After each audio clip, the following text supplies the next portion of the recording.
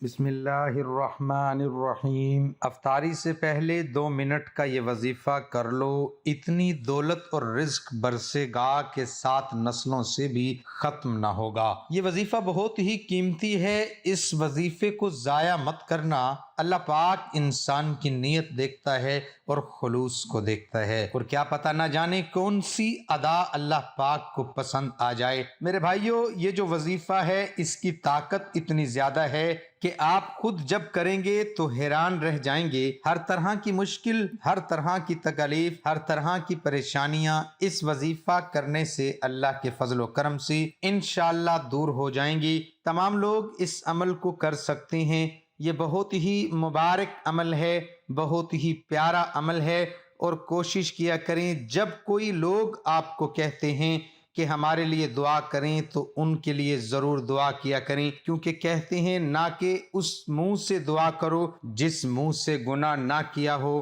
دوسروں کو بھی کہا کریں ہمارے لیے دعا کیا کریں، اللہ پاک کو کیا پتہ کون سی ادا پسند آ جائے۔ میرے بھائیو، آج کی اس ویڈیو میں جو وظیفہ، جو عمل آپ کو میں بتانے لگا ہوں، یہ عمل کرنے کے بعد آپ مایوس نہیں ہوں گے۔ بس آپ لوگوں نے زندگی میں ایک دفعہ اس عمل کو پورے یقین کے ساتھ، پورے بھروسے کے ساتھ کر لینا ہے۔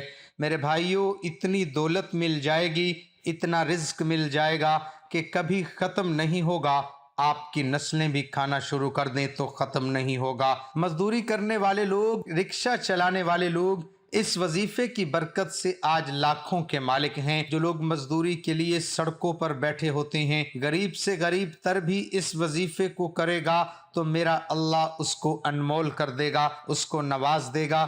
بہت ہی پیارا وظیفہ ہے، بہت ہی مبارک عمل ہے۔ صرف 3 دن آپ نے یہ عمل کر لینا ہے، 3 دن کے اندر ہی آپ کو رزلٹ ملنا شروع ہو جائیں گے۔ اس سے پہلے ہم وظیفے کی جانب چلتے ہیں کہ ہم روزانہ 1 ویڈیو 2 ویڈیو جتنی بھی ہو سکتا ہے آپ کے لیے لاتے ہیں۔ اللہ پاک آپ کو خوش رکھے، آباد رکھے۔ آپ تمام لوگ میری دعاؤں میں شامل ہیں۔ میری پھر اللہ پاک سے دعا ہے کہ میرے پیارے رب، میری جتنی بھی سبسکرائبر ہیں، میرے جتنے بھی ویورز ہیں، جو بھی اس ویڈیو کو دیکھ رہے ہیں، میرے اللہ ان کے رزق کی پریشانی کو ہمیشہ ہمیشہ کے لیے ختم فرما دے۔ میرے اللہ ان کو رزق کثیر، برکت والا، فراغ رزق نصیب فرما۔ میرے اللہ جو بھی بہن بھائی یا ان کا کوئی جاننے والا بیمار ہے، میرے اللہ ان کو صحت کے کاملہ عطا فرما۔ یہ میڈیسن ڈاکٹروں کے چکر سے اسے محفوظ رکھ، بہترین تندرستی، بہترین صحت عطا فرما۔ میرے اللہ جو میرا بہن بھائی جو بچوں بچیوں کے رشتے کے لیے پریشان ہے، میرے اللہ ان کی پریشانی کو دور فرما، ان کو بہترین رشتہ دار، بہترین رشتے عطا فرما۔ تو میرے بھائیو، یہ چھوٹا سا عمل ہے، اس کو آپ نے ضرور کر لینا ہے۔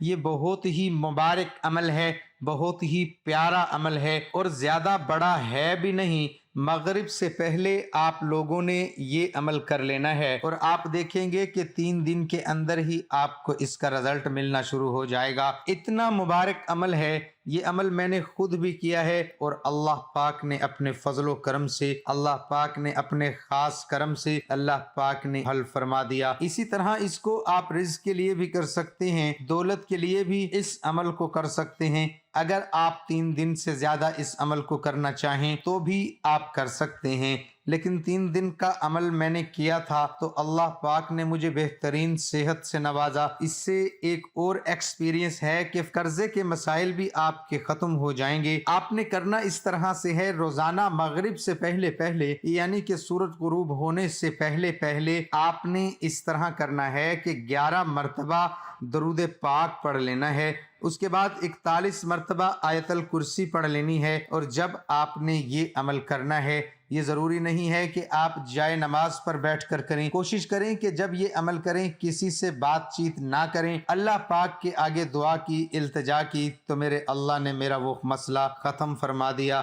41 مرتبہ آپ نے مغرب سے پہلے پہلے، یعنی کہ سورج غروب ہونے سے پہلے پہلے کر لینا ہے۔ اپنے اللہ سے پھر دعا کر لینی ہے، میرے اللہ ہمارا قرض کا مسئلہ وہ ختم فرما دے، میرے اللہ ہمیں رزق کی تنگی ہے وہ ختم فرما دے۔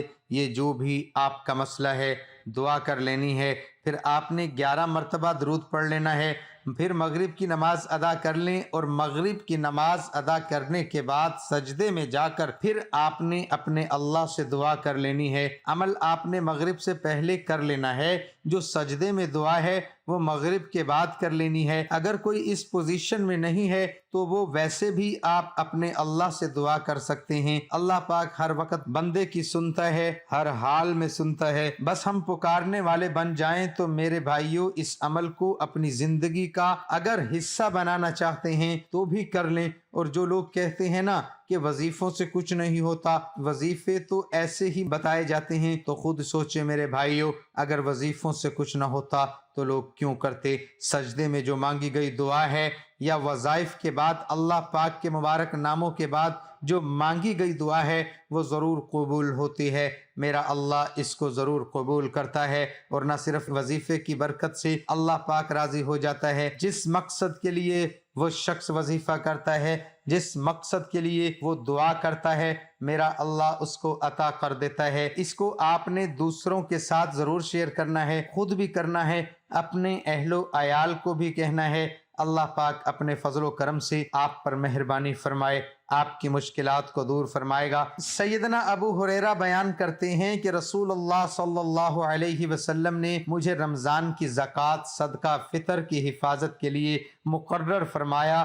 تو ایک رات کو ایک آنے والا آیا اور اس نے اپنے کپڑے میں کھانے والی چیزیں بھرنا شروع کر دیں۔ میں نے اسے پکڑ لیا اور کہا کہ میں تجھے رسول اللہ صلی اللہ علیہ وسلم کی خدمت میں پیش کروں گا۔ اس نے کہا کہ مجھے چھوڑ دو، میں محتاج، عیال دار اور سخت حاجت مند ہوں۔ میں نے اسے چھوڑ دیا۔ صبح ہوئی تو رسول اللہ صلی اللہ علیہ وسلم نے فرمایا، ابو ہریرہ، اپنے رات کے قیدی کا حال تو سناؤ۔ میں نے عرض کی، اے اللہ کے رسول صلی اللہ علیہ وآلہ وسلم، جب اس نے کہا کہ وہ سخت حاجت مند اور عیال دار ہے تو میں نے رحم کرتے ہوئے اسے چھوڑ دیا۔ آپ صلی اللہ علیہ وسلم نے فرمایا، اس نے تم سے جھوٹ بولا ہے اور پھر آئے گا۔ اب مجھے یقین ہو گیا کہ وہ واقعی دوبارہ آئے گا، کیونکہ رسول اللہ صلی اللہ علیہ وسلم نے خبر دی تھی کہ وہ دوبارہ آئے گا۔ سو میں چپ نہ رہا، چنانچہ وہ آیا۔ اس نے اپنے کپڑے میں خوراک ڈالنا شروع کر دی۔ میں نے اسے پکڑ لیا اور کہا، تجھے ضرور رسول اللہ صلی اللہ علیہ وسلم کی خدمت میں پیش کروں گا۔ کہنے لگا، مجھے چھوڑ دو، میں بہت محتاج ہوں اور مجھ پر اہل و عیال کی ذمہ داری کا بوجھ ہے، اب میں آئندہ نہیں آؤں گا۔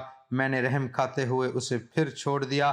صبح ہوئی تو رسول اللہ صلی اللہ علیہ وسلم نے فرمایا، ابو ہریرہ، اپنے قیدی کا حال سناؤ۔ میں نے عرض کی، اے اللہ کے رسول صلی اللہ علیہ وآلہ وسلم، اس نے سخت حاجت اور اہل و عیال کی ذمہ داری کے بوجھ کا ذکر کیا تو میں نے ترس کھاتے ہوئے اسے پھر چھوڑ دیا۔ آپ صلی اللہ علیہ وآلہ وسلم نے فرمایا، اس نے تم سے جھوٹ بولا ہے، وہ پھر آئے گا۔ میں نے تیسری بار اس کی گھات لگائی تو وہ پھر آیا۔ اس نے اپنے کپڑے میں کھانے کی اشیاء ڈالنا شروع کر دی۔ میں نے اسے پکڑ لیا اور کہا، اب میں تجھے ضرور رسول اللہ صلی اللہ علیہ وسلم کی خدمت میں پیش کروں گا۔ بس یہ تیسری اور آخری دفعہ ہے۔ روز کہتا ہے اب نہیں آئے گا، لیکن وعدہ کرنے کے باوجود پھر آ جاتا ہے۔ اس نے کہا، مجھے چھوڑ دو، میں تمہیں کچھ ایسے کلمات سکھا دیتا ہوں جن سے اللہ تعالیٰ تمہیں نفع دے گا۔ میں نے کہا، وہ کیا کلمات ہیں؟ کہنے لگا، جب بستر پر آؤ تو آیت الکرسی، اللہ لا الہ الا هو الحی القیوم سے لے کر آخر تک پڑھ لیا کرو۔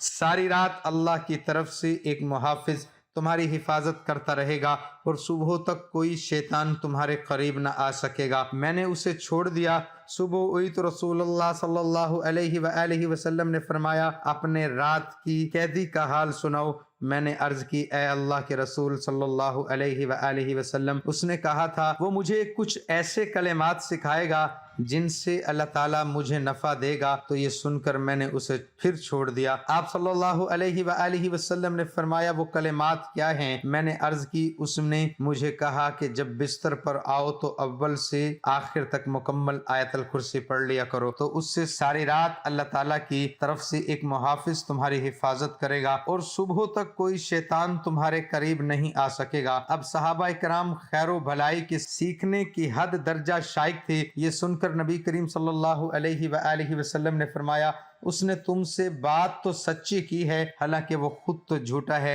اے ابو ہریرہ، کیا تمہیں معلوم ہے کہ تم 3 راتیں کس سے باتیں کرتے رہے ہو؟ میں نے عرض کی نہیں، تو رسول اللہ صلی اللہ علیہ وآلہ وسلم نے مجھے بتایا وہ شیطان تھا۔ اس حدیث سے آیت الکرسی کی فضیلت کے ساتھ رسول اللہ صلی اللہ علیہ وسلم سے اس آیت کا نام آیت الکرسی ہونے کی تصدیق بھی معلوم ہوئی ہے۔ سیدنا ابو امامہ بیان کرتے ہیں کہ میں نے رسول اللہ صلی اللہ علیہ وسلم کو فرماتے ہوئے سنا، جو شخص ہر فرض نماز کے بعد آیت الکرسی پڑھے گا اسے جنت میں داخلے سے سوائے موت کے کوئی چیز نہیں روکتی۔ مطلب یہ ہے کہ آیت الکرسی پڑھنے والا موت کے بعد سیدھا جنت میں جائے گا۔